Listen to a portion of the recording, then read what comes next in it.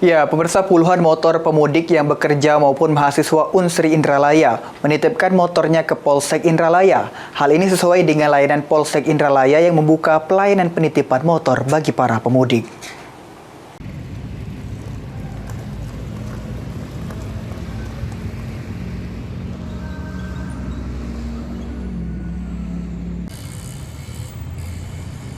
Puluhan motor mulai masuk dan parkir di halaman Mapolsek Indralaya, Kabupaten Ogan Ilir. Puluhan motor pemudik mulai diparkir dan dititipkan ke Polsek Indralaya.